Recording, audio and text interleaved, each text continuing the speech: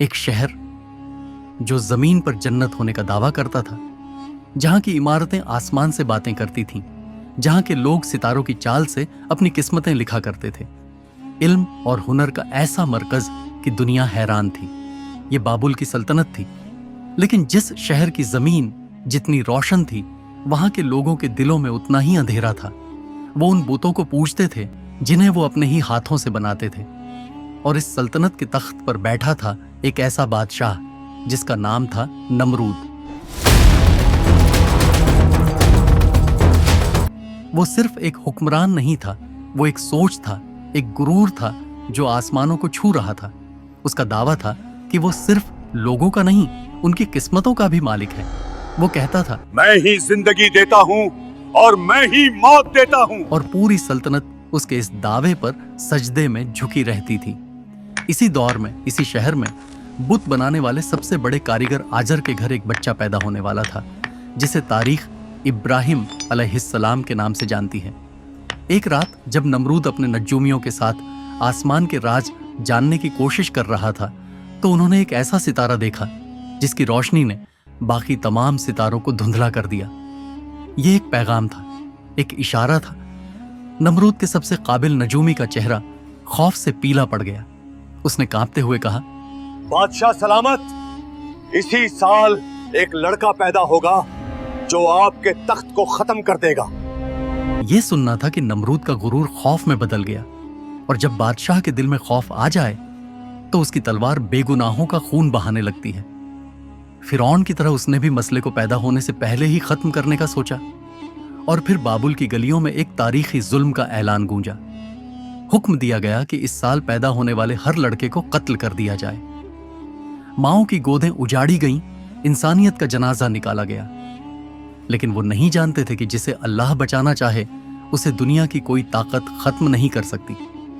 हजरत इब्राहिम अलैहिस्सलाम की वालिदा ने उन्हें सबसे छुपाकर शहर से दूर एक गार में जन्म दिया। और अल्लाह की कुदरत देखिए, वो बच्चा जिसे अपनी माँ का दूध भी नसीब नहीं था, वो अपनी उंगली चूसता और अल्लाह की तरफ से उसे रिज्क मिलता।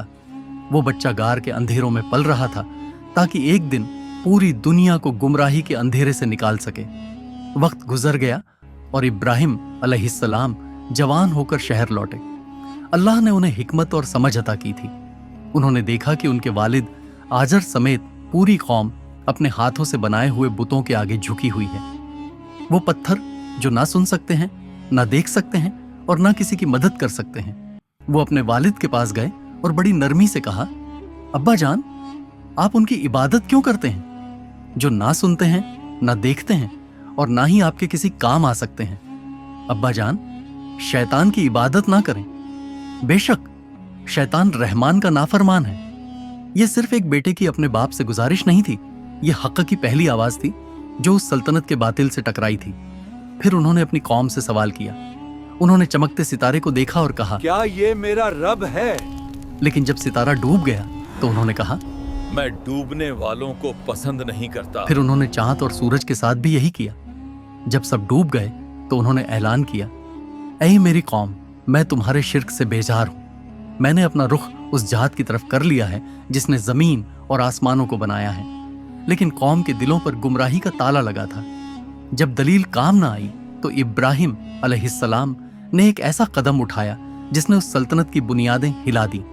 एक दिन जब शहर के तमाम लोग जश्न मनाने गए हुए थे, इब्राहिम अलैहिस्सलाम उनके इबादत खाने में दाखिल हुए।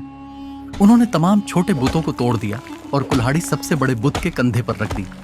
जब लोग वापस आए और अपने खुदाओं का ये हाल देखा तो आग बबूला हो गए। ये किसने किया? सब चिल्लाए। किसी ने कहा, इब्राहिम नाम के एक युवक ने हमारे देवताओं के बारे में बुरा कहा है। इब्राहिम अलैहिस्सलाम को दरबार में लाया गया। नमरूद अपने पूरे तकब्बुर के साथ तख्त पर बैठा था। उसने पूछा, क्या ये हरकत तुमने की है?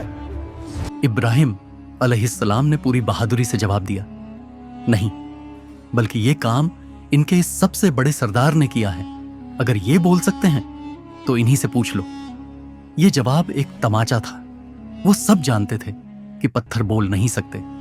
वो शर्मिंदा हो गए, लेकिन गुरूर ने उन्हें सच कबूल करने से रोक दिया। और जब अक्ल हार जाती है तो जुल्म जीत जाता है। नमरूद के दरबार में सन्नाटा छा गया। दलील का जवाब जब नहीं मिला तो उसने अपनी ताकत का इस्तेमाल किया। उसने चीख कर कहा, इसे जला दो। इतिहास में कभी इतनी बड़ी आग नहीं जलाई गई थी। कई दिनों तक लकड़ियां जमा की गईं। आग की लपटें इतनी ऊंची थीं कि कोई परिंदा भी ऊपर से गुजर नहीं सकता था। आग की भयानक आवाज माहौल ऐसा था कि लग रहा था जैसे जमीन पर जहन्नम उतर आई है। और फिर हजरत इब्राहिम अलैहिस्सलाम को उस आग में फेंका गया। जैसे ही वो हवा में थे, उन्होंने अपनी आखिरी दुआ पढ़ी, हस्बुनल्लाहु व निअमल वकील।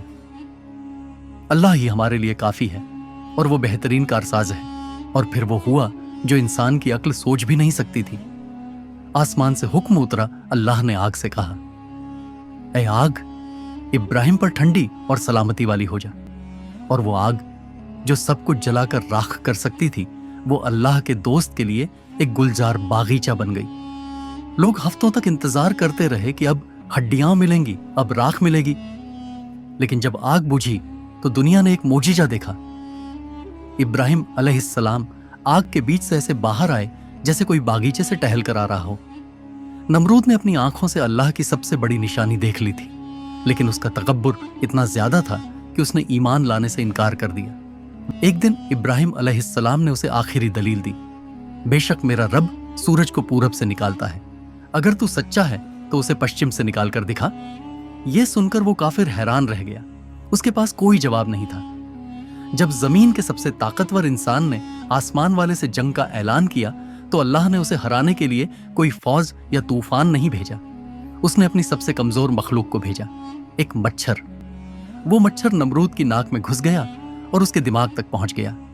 अब उस बादशाह की यह हालत थी कि उसके सर में ऐसा दर्द होता कि वो दीवारों पर अपना सर मारता था। उसे सुकून सिर्फ तब मिलता था जब कोई उसके सर पर जूते मारता था। वो बादशाह जो खुदाई का दावा करता था, वो लोगों से अपने सर पर जूते मरवाने की भीख मांगता था। और इसी जिल्लत और दर्द में वो मारा गया। अल्लाह ने दुनिया को दिखा दिया कि तुम्हारा गुरूर, तुम्हारी ताकत, तुम्हारी सल्तनत मेरे एक मच्छर के सामने भी कोई हैसियत नहीं रखती। ये कहानी है गुरूर के टूटने की और ईमान के जीतने की। ये कहानी हमें बताती है कि इंसान कितना भी ताकतवर हो जाए, वो अल्लाह की कुदरत के आगे एक जर्रे के बराबर भी नहीं। नमरूद का नाम आज सिर्फ इबरत के लिए लिया जाता है, जबकि हजरत इब्राहिम अलैहिस्सलाम का नाम आज भी खलीलुल्लाह यानी अल्लाह का दोस्त कहकर अदब से लिया जाता है। अगर आपको यह वाकया समझ आया और आप ऐसी ही और इस्लामी कहानियों को गहराई से जानना चाहते हैं तो इस वीडियो को ज्यादा से ज्यादा लाइक करें, हमारे चैनल को सब्सक्राइब करें और कमेंट में सुभान अल्लाह लिखना ना भूलें।